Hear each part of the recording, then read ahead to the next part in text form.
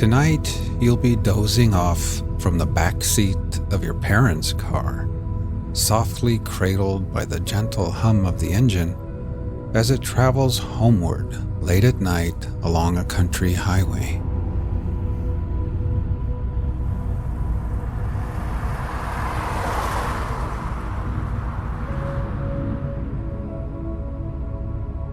Imagine you are sitting in the back seat with your head nestled into a cozy pillow propped against the window.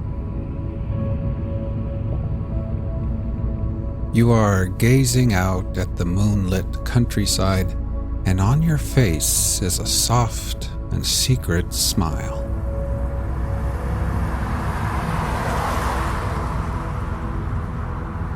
It's late Friday night after playing in the pep band at your brother's basketball game far from home.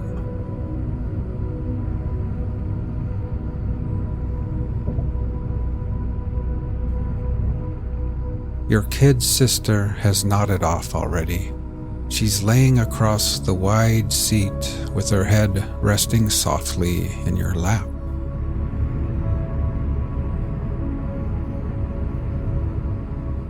You are tired too after a long week of high school and homework, but you're also full of wonder, and that smile on your face is perfectly concealed in the shadows, only illuminated sporadically by the flickering flashes of light cast from the headlights of oncoming cars.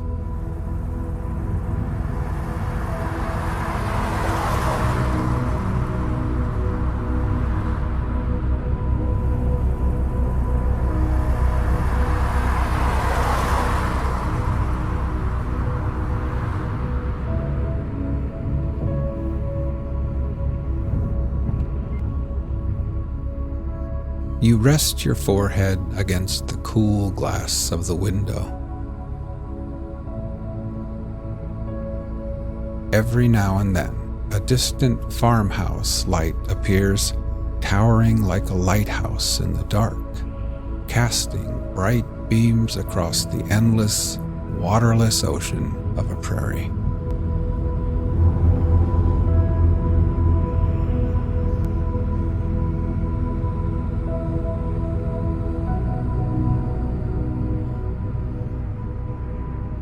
Now, slowly we'll begin to relax.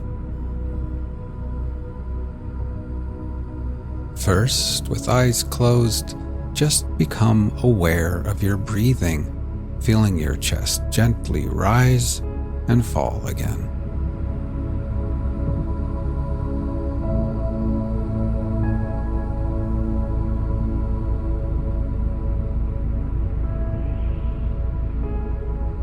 Next, we'll try taking a few deeper breaths, filling our lungs with air, holding it, and then gently exhaling and letting it all go. Ready? Inhale deeply, hold for 3, 2, 1, and then exhale.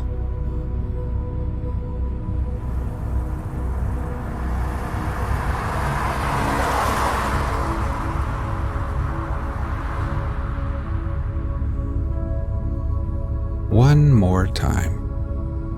Breathe in deeply, hold for 3, 2, 1, and then exhale.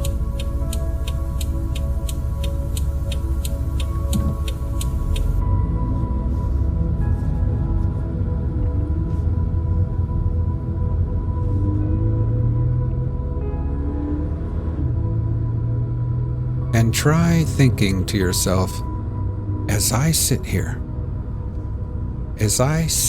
in the back seat, I can feel gravity's pull tugging me gently back towards Earth.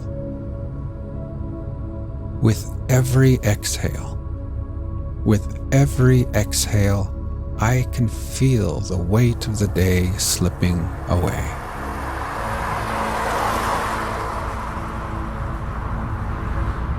I can feel my feet, my ankles, calves, knees, and my legs, each part of me relaxing deeper and becoming heavier and more relaxed.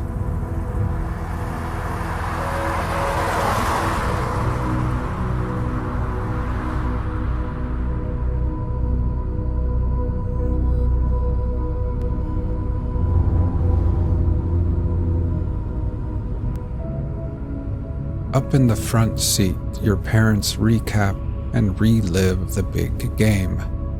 They talk of jump shots and fouls, rebounds and timeouts. You close your eyes, but when you picture the crowded gymnasium, you remember something much sweeter than basketball.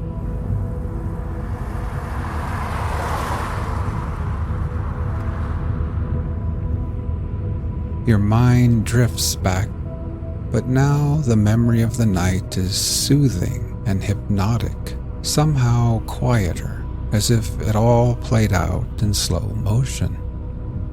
Sneakers squeaking on the hardwood floor, cheers blasting out from spirit sections choreographed by cheerleaders and mascots.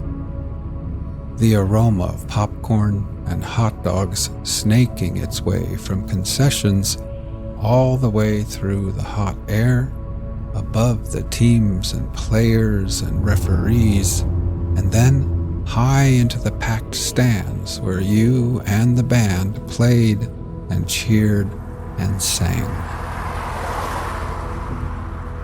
You quietly reflect on how unexpected your first love appeared in your young life. It feels as if the universe brought it to you slowly, and yet, in the end, also unexpectedly in a flash.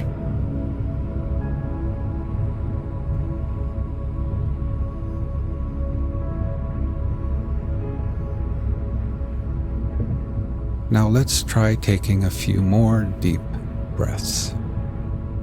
Ready? Breathe in deeply. Hold for 3, 2, 1, and then exhale.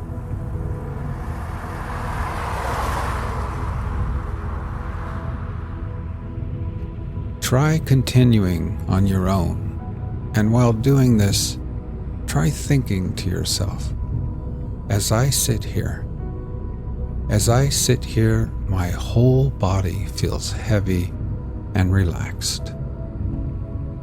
With every exhale, I can feel gravity pulling me back towards Earth gently. I can feel my head, my shoulders, my neck becoming relaxed and at ease.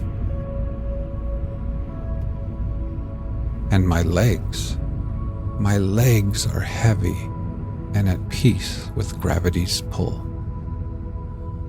Now my whole body, my legs and feet, my arms and hands, my torso, my head and neck and shoulders, my whole body is completely at peace, relaxed, and at ease.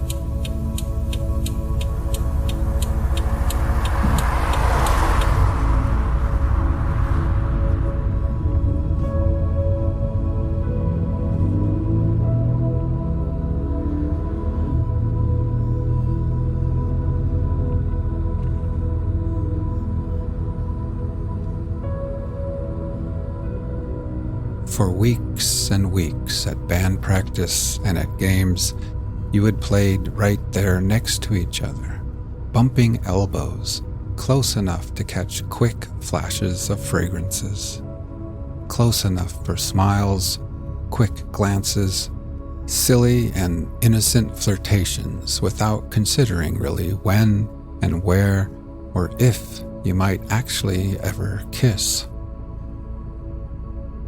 And then, unexpectedly, tonight, it just happened.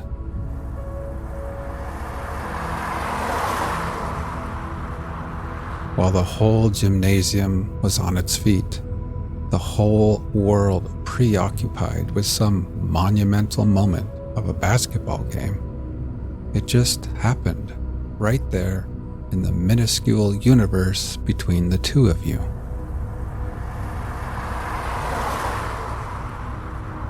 When you think about it now, falling in love was a lot like those farmhouse lights out there in the darkness. Everything approached so slowly at first, off in the distance, hardly moving at all.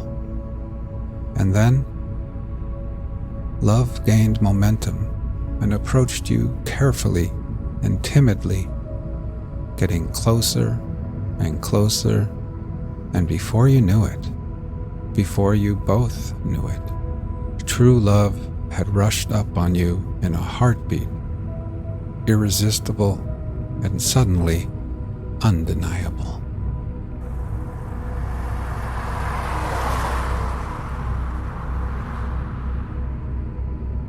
You smile now, thinking how you had always imagined your first kiss would happen somewhere private and hidden, and yet, in the end, yours was out in the open and in front of hundreds of people who never even saw it.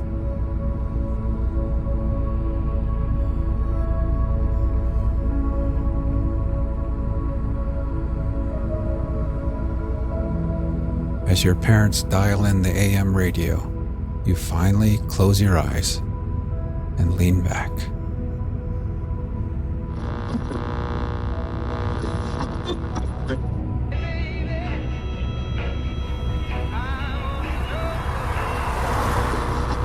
Walden by Henry David Thoreau. Reading. With a little more deliberation in the choice of their pursuits, all men would perhaps become essentially students and observers, for certainly their nature and destiny are interesting to all alike. In accumulating property for ourselves or our posterity, in founding a family or a state, or acquiring fame even, we are mortal. But in dealing with truth, we are immortal, and need fear no change nor accident. The oldest Egyptian or Hindu philosopher raised a corner of the veil from the statue of the divinity, and still the trembling robe remains raised, and I gaze upon as fresh a glory as he did, since it was I in him that was then so bold, and it is he in me that now reviews the vision. No dust has settled on that robe, no time has elapsed since that divinity was revealed. That time which we really improve, or which is improvable, is neither past, present, nor future.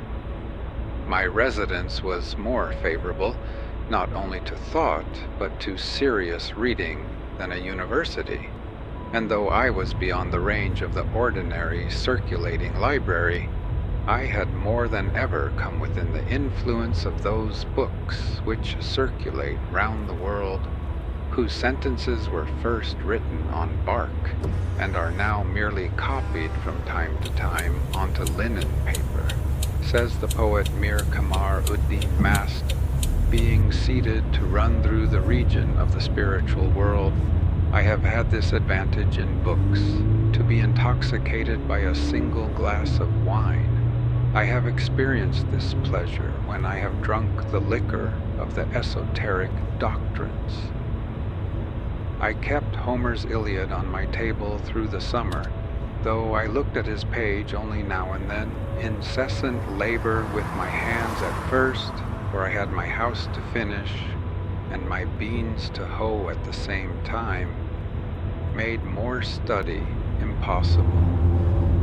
Yet I sustained myself by the prospect of such reading in future. I read one or two shallow books of travel in the intervals of my work, till that employment made me ashamed of myself, and I asked where it was then that I lived. The student may read Homer or Aeschylus in the Greek without danger of dissipation or luxuriousness, for it implies that he in some measure emulate their heroes and consecrate morning hours to their pages. The heroic books, even if printed in the character of our mother tongue, will always be in a language dead to degenerate times, and we must laboriously seek the meaning of each word and line, conjecturing a larger sense than common use permits out of what wisdom and valor and generosity we have. The modern cheap and fertile press, with all its translations, has done little to bring us nearer to the heroic writers of antiquity. They seem as solitary, and the letter in which they are printed as rare and curious as ever. It is worth the expense of youthful days and costly hours if you learn only some words of an ancient language which are raised out of the trivialness of the street to be perpetual suggestions and provocations. It is not in vain that the farmer remembers and repeats the few Latin words which he has heard. Men sometimes speak as if the study of the classics would at length make way for more modern and practical studies. But the adventurous student will always study classics, in whatever language they may be written and however ancient they may be. For what are the classics but the noblest recorded thoughts of man? They are the only oracles which are not decayed, and there are such answers to the most modern inquiry in them as Delphi and Dodona never gave. We might as well omit to study nature because she is old. To read well, that is, to read true books in a true spirit, is a noble exercise, and one that will task the reader more than any exercise which the customs of the day esteem. It requires a training such as the athletes underwent, the steady intention almost of the whole life to this object. Books must be read as deliberately and reservedly as they were written. It is not enough even to be able to speak the language of that nation by which they are written, for there is a memorable interval between the spoken and the written language, the language heard and the language read. The one is commonly transitory, a sound, a tongue, a dialect merely, almost brutish, and we learn it unconsciously, like the brutes of our mothers. The other is the maturity and experience of that. If that is our mother tongue, this is our father tongue, a reserved and select expression, too significant to be heard by the ear, which we must be born again in order to speak. The crowds of men who merely spoke the Greek and Latin tongues in the Middle Ages were not entitled by the accident of birth to read the works of genius written in those languages, for these were not written in that Greek or Latin which they knew, but in the select language of literature. They had not learned the nobler dialects of Greece and Rome, but the very materials on which they were written were waste paper to them, and they prized instead a cheap contemporary literature. But when the several nations of Europe had acquired distinct, though rude, written languages of their own, sufficient for the purposes of their rising literatures, then first learning revived, and scholars were enabled to discern from that remoteness the treasures of antiquity. What the Roman and Grecian multitude could not hear, after the lapse of ages a few scholars read, and a few scholars only are still reading it. However much we may admire the orator's occasional bursts of eloquence, the noblest written words are commonly as far behind or above the fleeting spoken language as the firmament with its stars is behind the clouds. There are the stars, and they who can may read them. The astronomers forever comment on and observe them. They are not exhalations like our daily colloquies and vaporous breath. What is called eloquence in the forum is commonly found to be rhetoric in the study. The orator yields to the inspiration of a transient occasion and speaks to the mob before him to those who can hear him. But the writer, whose more equable life is his occasion, and who would be distracted by the event and the crowd which inspire the orator, speaks to the intellect and health of mankind, to all in any age who can understand him. No wonder that Alexander carried the Iliad with him on his expeditions in a precious casket. A written word is the choicest of relics. It is something at once more intimate with us and more universal than any other work of art. It is the work of art nearest to life itself.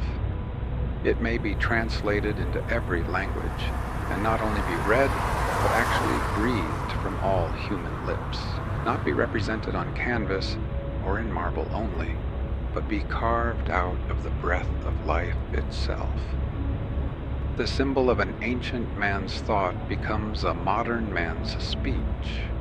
2,000 summers have imparted to the monuments of Grecian literature, as to her marbles, only a maturer golden and autumnal tint, for they have carried their own serene and celestial atmosphere into all lands, to protect them against the corrosion of time.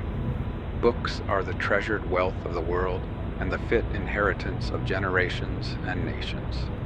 Books, the oldest and the best, stand naturally and rightfully on the shelves of every cottage.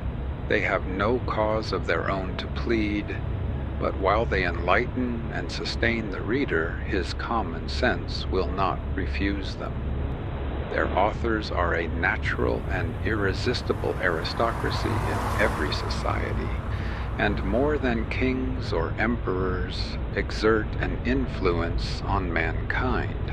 When the illiterate and perhaps scornful trader has earned by enterprise and industry his coveted leisure and independence, and is admitted to the circles of wealth and fashion, he turns inevitably at last to those still higher but yet inaccessible circles of intellect and genius, and is sensible only of the imperfection of his culture and the vanity and insufficiency of all his riches, and further proves his good sense by the pains which he takes to secure for his children that intellectual culture whose want he so keenly feels.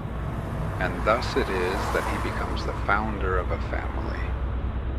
Those who have not learned to read the ancient classics in the language in which they were written must have a very imperfect knowledge of the history of the human race, for it is remarkable that no transcript of them has ever been made into any modern tongue, unless our civilization itself may be regarded as such a transcript.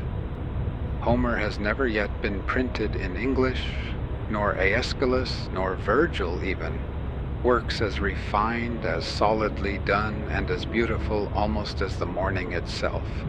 For later writers, say what we will of their genius, have rarely, if ever, equaled the elaborate beauty and finish, and the lifelong and heroic literary labors of the ancients. They only talk of forgetting them who never knew them. It will be soon enough to forget them when we have the learning and the genius which will enable us to attend to and appreciate them.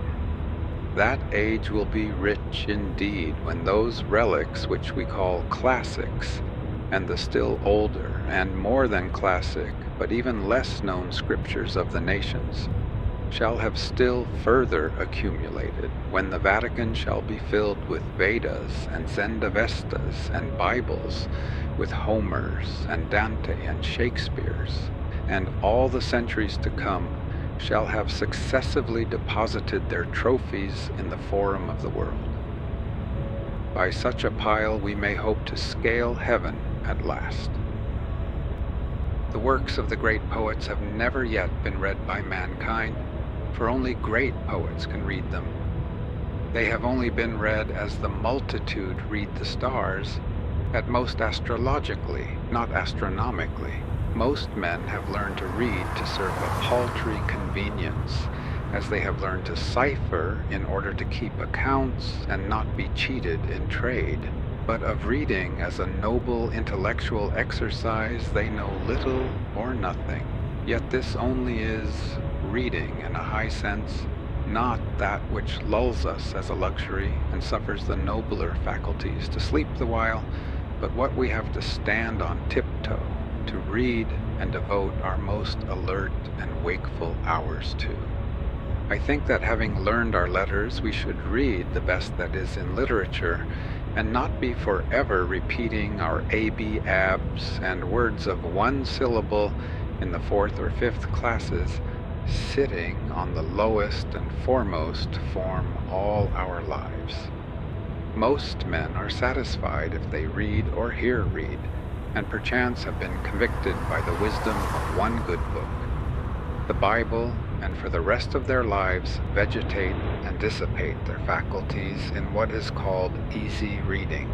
There is a work in several volumes in our circulating library entitled Little Reading, which I thought referred to a town of that name which I had not been to. There are those who, like cormorants and ostriches, can digest all sorts of this, even after the fullest dinner of meats and vegetables, for they suffer nothing to be wasted. If others are the machines to provide this provender, they are the machines to read it. They read the 9,000th tale about Zebulon and Sophronia, and how they loved as none had ever loved before, and neither did the course of their true love run smooth. At any rate, how it did run and stumble and get up again and go on. How some poor unfortunate got up onto a steeple who had better never have gone up as far as the belfry, and then, having needlessly got him up there, the happy novelist rings the bell for all the world to come together and hear, oh dear, how he did get down again. For my part, I think that they had better metamorphose all such aspiring heroes of universal noveldom into man weathercocks, as they used to put heroes among the constellations, and let them swing round there till they are rusty, and not come down at all to bother honest men with their pranks. The next time the novelist rings the bell, I will not stir through the meeting-house burned down. The skip of the tiptoe hop, a romance of the Middle Ages by the celebrated author of Tittle Tol Tan, to appear in monthly parts. A great rush, don't all come together. All this they read with saucer eyes and erect and primitive curiosity, and with unwearied gizzard whose corrugations even yet need no sharpening, just as some little 4-year-old bencher his 2-cent gilt-covered edition of Cinderella, without any improvement that I can see in the pronunciation or accent or emphasis or any more skill in extracting or inserting the moral. The result is dullness of sight, a stagnation of the vital circulations, and a general deliquium and slopping off of all the intellectual faculties. This sort of gingerbread is baked daily and more sedulously than pure wheat or rye and Indian in almost every oven, and finds a surer market. The best books are not read even by those who are called good readers. What does our conquered culture amount to? There is in this town, with a very few exceptions, no taste for the best or for very good books, even in English literature, whose words all can read and spell. Even the college-bred and so-called liberally educated men here and elsewhere have really little or no acquaintance with the English classics. And as for the recorded wisdom of mankind, the ancient classics and Bibles, which are accessible to all who will know of them, there are the feeblest efforts anywhere made to become acquainted with them. I know a woodchopper of middle age who takes a French paper, not for news as he says, for he is above that, but to keep himself in practice, he being a Canadian by birth. And when I ask him what he considers the best thing he can do in this world, he says, beside this, to keep up and add to his English. This is about as much as the college-bred generally do or aspire to do, and they take an English paper for the purpose. One who has just come from reading perhaps one of the best English books will find how many with whom he can converse about it. Or suppose he comes from reading a Greek or Latin classic in the original, whose praises are familiar even to the so-called illiterate. He will find nobody at all to speak to, but must keep silence about it. Indeed, there is hardly the professor in our colleges who, if he has mastered the difficulties of the language, has proportionally mastered the difficulties of the wit and poetry of a Greek poet, and has any sympathy to impart to the alert and heroic reader. And as for the sacred scriptures or Bibles of mankind, who in this town can tell me even their titles? Most men do not know that any nation but the Hebrews have had a scripture. Any man will go considerably out of his way to pick up a silver dollar, but here are golden words which the wisest men of antiquity have uttered, and whose worth the wise of every succeeding age have assured us of.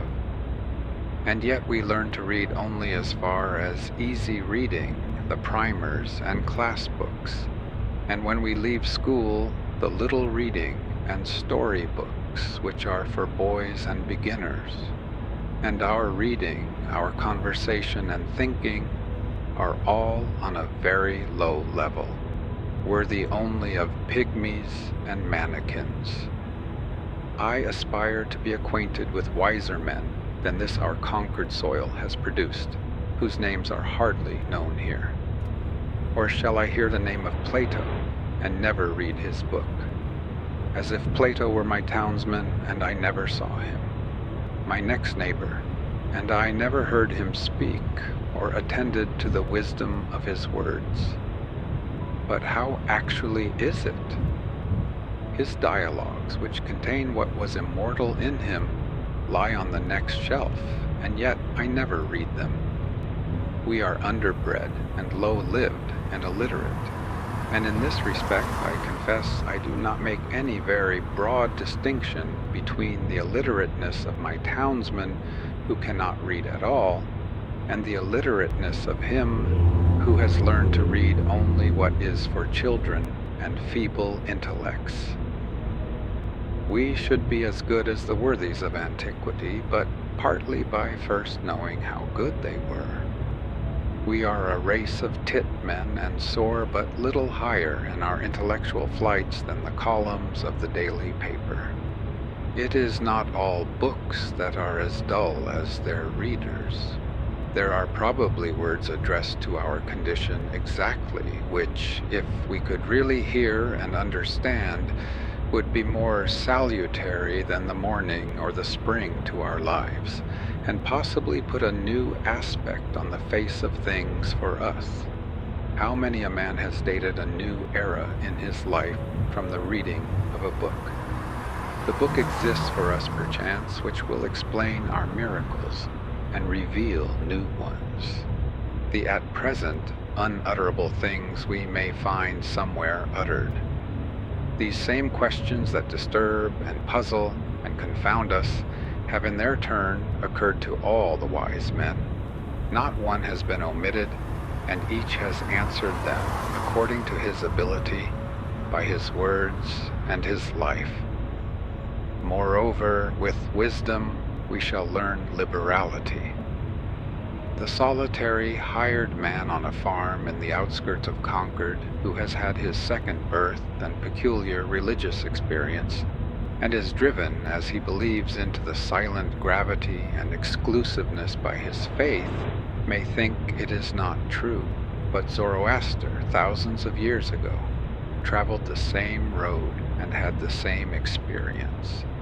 But he, being wise, knew it to be universal, and treated his neighbors accordingly, and is even said to have invented and established worship among men.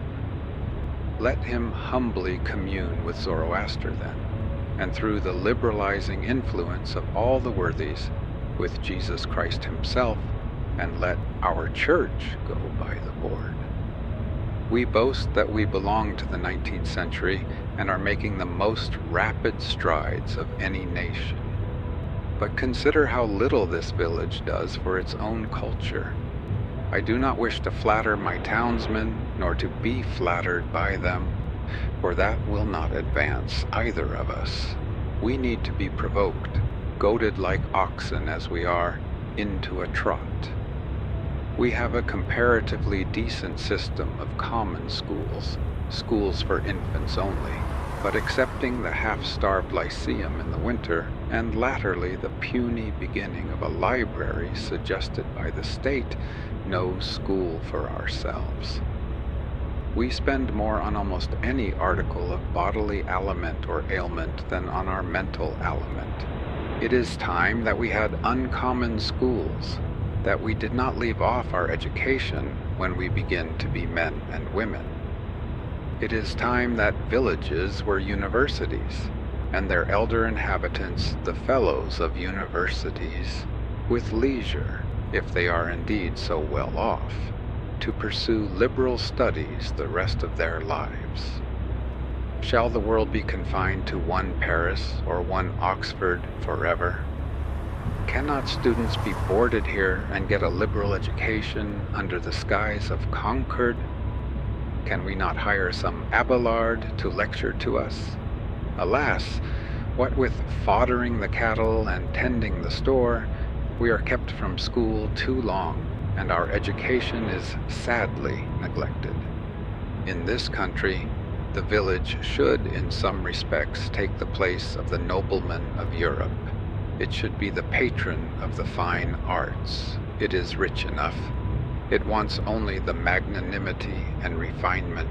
It can spend money enough on such things as farmers and traders value, but it is thought utopian to propose spending money for things which more intelligent men know to be of far more worth. This town has spent $17,000 on a townhouse, thank fortune or politics.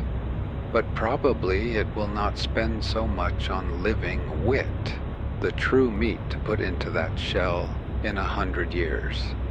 The $125 annually subscribed for a lyceum in the winter is better spent than any other equal sum raised in the town. If we live in the 19th century, why should we not enjoy the advantages which the 19th century offers? Why should our life be in any respect provincial? If we will read newspapers, why not skip the gossip of Boston and take the best newspaper in the world at once? Not be sucking the pap of neutral family papers or browsing olive branches here in New England. Let the reports of all the learned societies come to us, and we will see if they know anything. Why should we leave it to Harper and Brothers and Redding and Company to select our reading?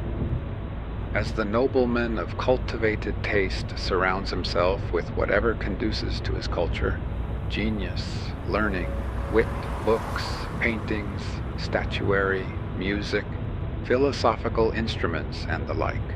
So let the village do, not stop short at a pedagogue, a parson, a sexton, a parish library, and 3 select men, because our pilgrim forefathers got through a cold winter once on a bleak rock with these. To act collectively is according to the spirit of our institutions, and I am confident that as our circumstances are more flourishing, our means are greater than the nobleman's. New England can hire all the wise men in the world to come and teach her, and board them round the while, and not be provincial at all. That is the uncommon school we want. Instead of noble men, let us have noble villages of men. If it is necessary, omit one bridge over the river, go round a little there, and throw one arch at least over the darker gulf of ignorance which surrounds us.